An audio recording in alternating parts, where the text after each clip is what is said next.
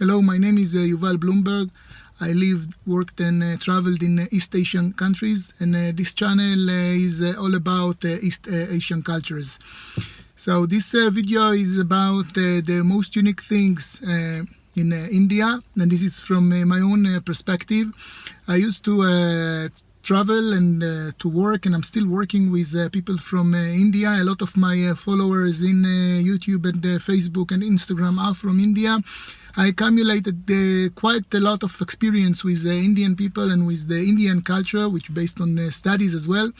And I would like to share with you my point of view and my perspective about the most unique things in India. Now, take into consideration, this list is not prioritized by the most important things. So the first thing or the last thing can have the same importance.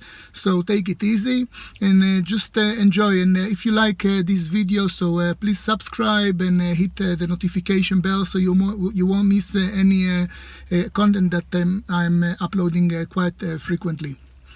So the first thing will be the languages, and India is definitely outstanding country in terms of languages. In India you have about 1,000 languages. Not each language is equal, of course, in terms of importance.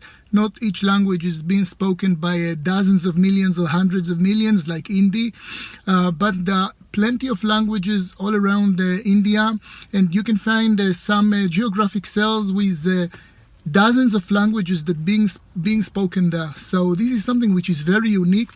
The Indian money bills contain 15 languages, 15 different languages with the names of the name of the bill, like 100 rupee in 15 different languages. So this is something which is definitely unique for India.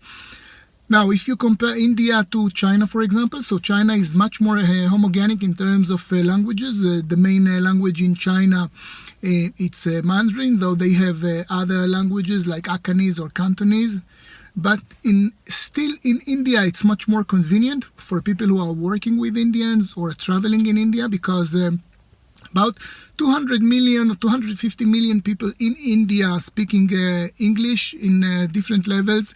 So it makes the communication pretty easy in India, wherever you go, in the bus, in the train, in the taxi, in the airport, wherever you go, you will find people that can speak English. So communication, it's much more convenient, in spite of the fact that there are so many languages being spoken in India. Second thing is the cows. In India, you can find cows anywhere. It can be on small streets, and it can be on the highway. It can be in the gardens, in parks, everywhere. The cow is a holy animal. It's representing the most important god, the Devi, which contain, according to the Hindi tradition, the Hindi belief, it contains 330 million gods inside it. So it's considered to be very holy animal. So it's forbidden to kill a cow, definitely not to eat or cook a cow. So the cows are free to hang around everywhere they go. So it's very nice to engage with it. It's kind of very unique. Sometimes it can be dangerous if you encounter with cows walking on the highway, or worse than that, just sitting on one of the lanes of the highway. But this is part of the uniqueness of India. Third, something which is, for me at least, unique. I'm a social smoker. I'm smoking from time to time, and I found in India cigarettes, DB cigarettes, very cheap, 15 or 20 rupees, something like this, look like handmade cigarettes. And what is unique in these cigarettes, it's flavored. It's like marijuana, it's like cannabis. Very tasty. For me, it was the tastiest cigarettes I tried. And the taste like marijuana, it's very, very nice. So this is something unique for me, maybe for many other people not, but who cares? Something else, still from my point of view, this is the vegan food. If you are eat meat, you will find in India whatever you want. If you are a vegan or a vegetarian, you will find India's heaven for you, because the vegan food is so common in India, and it's not like a compromise. It's not like secondary dish. It's main dishes. You have plenty of main dishes which are pure vegetarian, meaning no product from from animal. Not egg, no milk, no butter, nothing. Just pure vegetarian, very, very tasty food, and still vegan and vegetarian. So India, it's heaven for vegetarian and vegan people. And I didn't see anything like this in any other country, not in this scope. So definitely something which is unique for India. Something else, this is today not in India, but it's a very important part of the Indian culture, India history, and the Hindu civilization. The most ancient cities in the world were found about 100 years ago in what called the Hindu Valley. Hindu Valley today, it's part of Pakistan after the partition in 1947. It's part of the Punjab. But the cities definitely represent the Hindu civilization, and it's a very strong part of the India history. The main two cities that were found, called Harappa and Mohenjo-daro, very, very famous in India. Everyone know these cities. I'm not sure about foreigners or Western people, but these cities are about 3,500 years old or 4,000 years old. Very modern cities. They contain an amazing drain system, which even can be considered as modern for today. Each house had approach to water. Each house has its own drain to the central drain. They had like main pools for the citizens. Each of these two cities contained in the past, of course, it contained about 30 to 40,000 people, 20,000 people. It were big cities. It's distracted. I'm not going now to discuss about the reasons why. I will not go to the reason now why it happened, but it happened. And beside these two cities, there are plenty of villages and other small towns along the Hindu River Channel, which does not exist today. And the remainings are scattered all over the area. You can see a lot of photos in Google. So this is something which is very, very unique for the Hindu civilization and Indian history. Something else, it's the huge markets in India, and I'm referring specifically to Chandni Chowk in New Delhi. Huge market. Actually, before I prepared this video and wrote the article that's related to this topic, I searched in Google the biggest markets in the world, and surprisingly, I didn't find Chandni Chowk there, but I did find other markets like Camden Town, the fish market in Tokyo. Camden Town, it's in London. Chinatown in Bangkok. I've been in all these markets. None of them is bigger or more crowded than Chandni Chowk in India. I didn't measure the size by foot, sorry, but my experience, like, Chandni Chowk is huge. It's amazing. It's very, very big, and definitely a great experience when visiting in New Delhi in India. And this is something which is very unique for India, this huge market. Something else, this is in Mumbai, again, something which is the biggest thing in the world. This is Dobbigat, the biggest laundry in the world. It was built in the 19th century. Today it served plenty of other laundries and customers and hotels. This laundry is occupying thousands of people. You can find any aspect of laundry there, washing, drying, ironing, everything.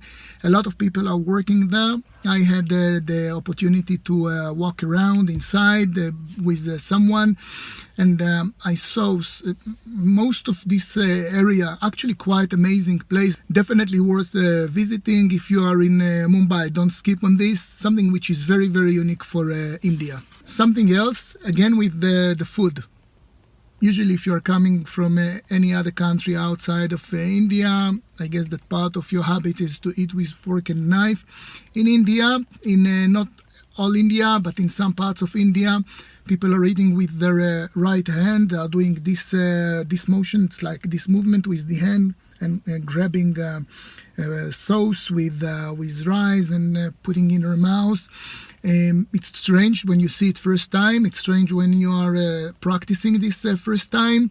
For kids, it's much more natural because they are doing it anyway. So this is something, again, which is very unique to India. It's being done only with the right hand, not with the left hand, which kept for something else. But again, this is something unique, and this is something you definitely have to try when you are eating in a local restaurant and you see other people eating like this. So give it a try. Something else is the transportation in India. You won't see this in any other part of the world except of Nepal, and other things that I'm describing here you can find in Nepal, which I think can be considered as like little sister of big India, especially from Kathmandu and the south. So this is the way people are locating themselves in the bus and the trains. You can see that a lot of people are sitting on the roof, sitting on everywhere, on the train, on the outside, holding themselves outside of the train, outside of the bus. Looks very, very dangerous, and you won't see it in any other place. But one of the things which is unique in this unique situation is that you won't see anyone which is nervous or complaining or getting upset about the situation. Everyone looks very calm and very recepting the situation. Just everyone find his place, locating himself wherever it is, and just going on with this. So this is something unique inside the unique. And if you travel in India and you use the public transportation, you will experience this for sure. Something else, it's something which is unique only in India, head movement. There is special head movement, which means a positive answer. If you ask an Indian something and he would like to say yeah, so usually he will say like this with the head. And this looks like it's similar to this movement.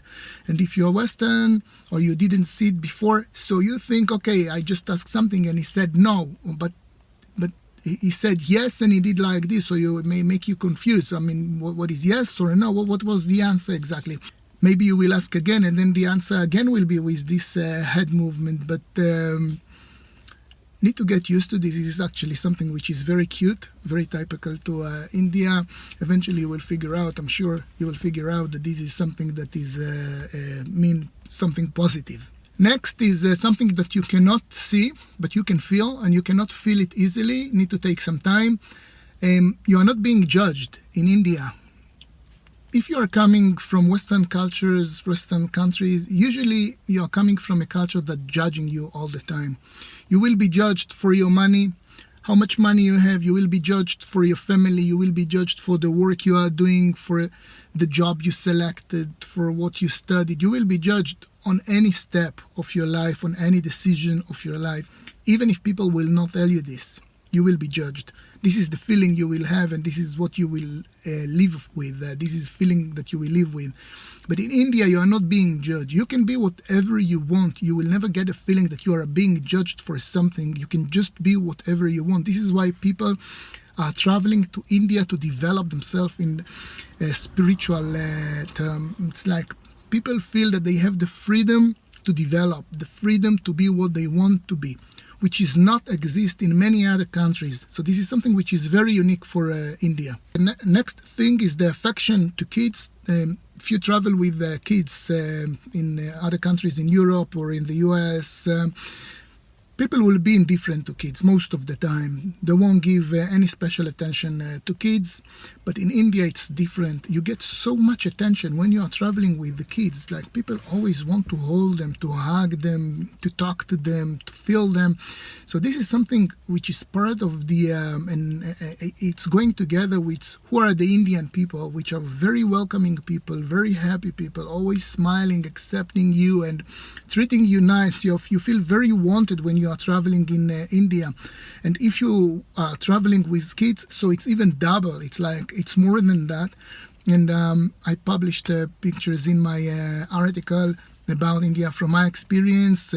We've been in places like we could barely move. I mean, everyone was asking just to hold our kids and to hug them and to talk to them. It was very fun and it was very nice. Of course, we cooperated with this. It was not inconvenience for us. It was very convenient, actually. Usually I like to see people that other people like kids. Something else, and I'm sure everyone that travel a bit in India will notice that, it's the gods. Plenty of gods. You won't see all the millions of gods that the Hindu religion, the Hindu tradition have, but you will see main gods like Shiva, like Ganesh, Kali, Durga, and other gods. Krishna, of course, but this is everywhere in India. In this time, India is a religious country. It's not like Islamic country or Christian country. It's religious, but it's religious. It's the Hindu religion. Very important part of the day dedicated to worship the gods, the different gods. I'm not saying like people investing hours of the day, but it is very important part in the day-to-day life for the people. So this is something which is very important.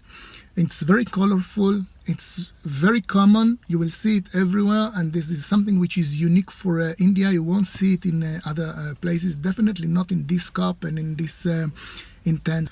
Something else which is exists in India and Nepal, less exist in other countries. It's the cremation. Definitely not in the scope. It exists in India. It's you can see it in Varanasi in the Ghats. You can see it in Pashupatinath in Nepal, which is part of the same culture. I've seen this. There is something which is very difficult to see: the termination of the body. Complete termination. This is something you are not exposed to when you bury someone in the ground. You are not exposed to the termination. You just put someone in the ground. But when it's in front of your eyes, the termination of the body, this is something that put you in different thoughts, and it's definitely connected with the Hindu philosophy about the samsara, the cycle of birth and death, cycle which is almost endless, happen a lot of times, and the only way to end it is to disconnect yourself from your passions, from your desires. And this is actually lead me to the next unique thing, which is the sadhu.